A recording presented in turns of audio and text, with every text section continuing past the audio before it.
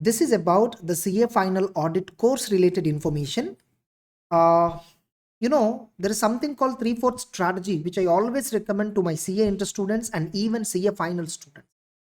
So I'm going to talk about both 3/4 strategy and how with our CA final audit course, you can easily, score exemption in CA final audit. I'm going to talk. And I hope many of you are aware of it. Like, since November exams are over, many students are starting, inquiring about CA final audit course. Like, what is the course? What content that they're going to get? How many hours is the course duration? What is the coverage of, all that? Simple line, 130 hours is what main content is all about, where 100% syllabus is covered. When I say 100%, it is 100%. You can cross check the book that we are going to cover and the class that we are going to cover simultaneously with ICS study material. I can challenge, no matter will be skipped. Each and every word and each and every line from ICA material will be covered in our class indirectly through our material, 130 hours. And not only that, we even discussed within the classroom itself question bank. Question bank means what? Like, for example, you see our question bank. This is a comprehensive question bank which we issued. Suppose there is a chapter called audit report. You see, we have question bank like two parts: illustrations from ICS study material, previous year questions. We have given standard wise breakup. Previous year questions, MTP, RTP questions also be discussed in the classroom itself. Means once a particular topic is completed fully, immediately we solve all the illustrations, we solve all the previous year questions, MTPs, RTPs, from ICA material. So including that question bank, and there is something called summarization. What is summarization? When I'm explaining any big topic, especially, for example, you take, there is a standard called 240 in CA final. We have a standard called 240 in standard chapter. That's a very big topic. That's a very big standard, almost 10 pages. The standard is if such a big topics when I'm handling, I generally have a habit of revising in between. Like, suppose the topic is split into, let us assume, 15 questions. Once I cover 3 or 4 questions, before I go to the 5th question, I summarize once again all the 4 questions. Then I go remaining another 4 questions. Once I cover 8 questions as a whole, again I revise all the 8 questions. Then I go to the remaining 4 questions. Again I'll summarize and go to the balance 4 questions. And once I complete the entire topic of that particular standard, I revise once again in the class itself. By doing this kind of, see, it is not, I can say, revision, it is summarization. The concept is called as summarization. Like, whatever we learned, summarizing it in a simplest way. So including the summarization of entire syllabus, including the question bank, entire content is going to be 150 hours. Typically, I'm telling you, by the time you complete watching all the lectures of 150, you would have revised the subject at least once or twice. For sure, twice. So that's a way we are doing revision. This is including question bank, this is including summary. You are going to get 3 books. One is colored smart notes. This is what our main material itself. One from this only, entire discussion will take place. Question bank is also fully discussed by us in the classroom itself. This is going to be one-stop solution. In the classroom itself, at every topic, frequently I also discuss how to revise entire the syllabus day before exam. Getting it? And you will also be given something called MCQ booklet. This we don't explain in the classroom, but believe me, in the classroom, when I'm discussing the main content, I will be discussing how many ways the different questions can come in exam. Like, what is the manner of questioning style in exam? How a particular topic is asked as a MCQ, how a particular topic is asked as a 4 marks question or 5 marks question. All the permutations and combinations we will be discussing in the classroom itself. Summarization I will be doing. And you all know very well what kind of crystal clear clarity you get in audit. There's a perception in many students in CA final audit or even CA inter audit. Audit means 40 enough. No, believe me, audit is a real scoring subject. I have changed that perception in CA inter students to a large extent. Now today, within rest, I'm proudly telling you, high scoring subject is auditing. High scoring subject, not accounts, not costing, not FM, with due respect, of course, on the faculty as well as the student effort. But auditing is becoming high scoring, not because that I am teaching it, but because the subject nature is like that. If you think audit is not a scoring subject, which means you don't know what is audit exactly. If you know what is audit, it's very simple. I'm telling you, it's a high scoring subject. Why? Audit is 50% syllabus compared to FR. Audit syllabus is 50% only compared to AFM. Audit is 50% compared to direct tax. Audit is 60% compared to indirect tax.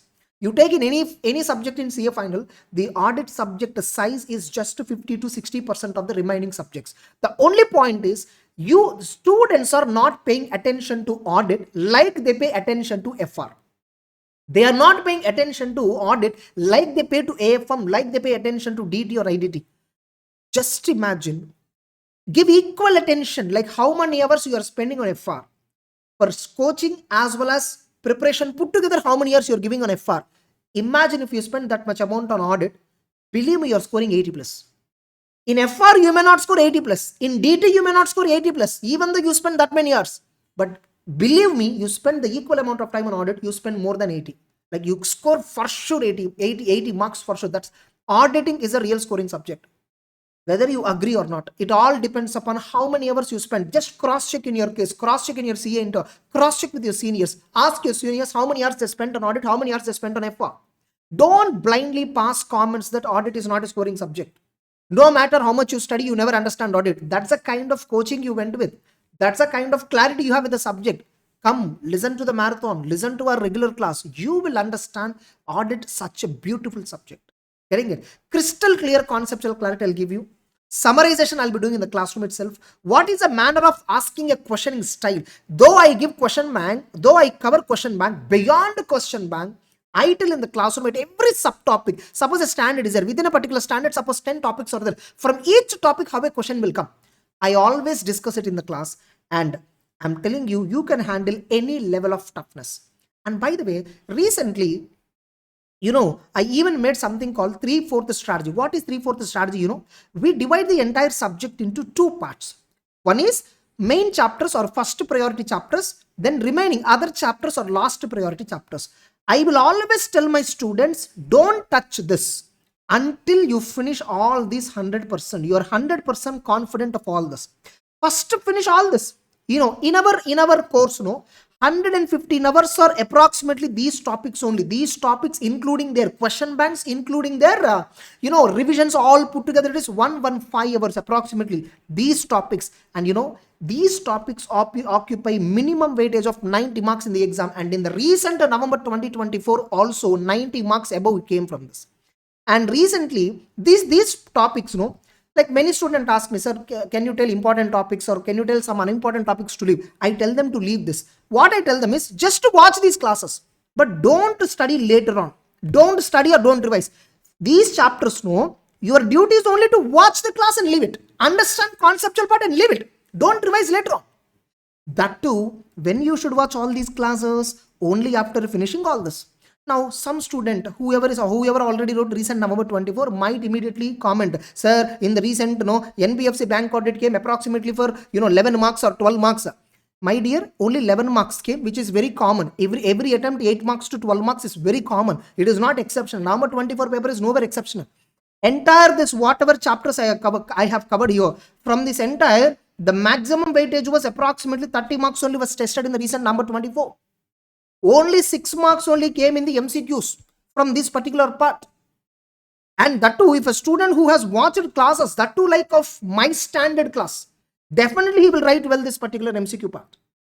Then coming to this particular part, if you are perfect in 3/4 syllabus like this, believe me guys, you can score 60 plus easily because you are attempting 80 marks plus perfectly.